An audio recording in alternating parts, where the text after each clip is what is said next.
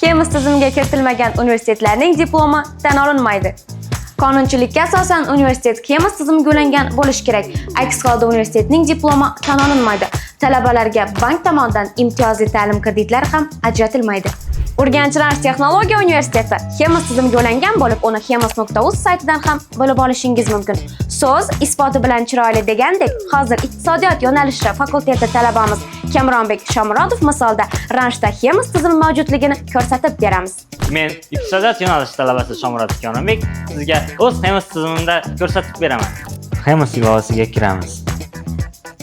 Va bu yerdan Urganch Rans texnologiya universitetini qidirib topamiz. Login va parolni kiritamiz. Ko'rishingiz mumkin. Endi profilga o'tamiz. Bu yerda Xemis tizimi ekanligi ko'rsatilgan va o'ng tomonda ism, familiyam Kamronbek Shomurodov va qaysi yo'nalishda tahsil olishim ko'rsatilgan.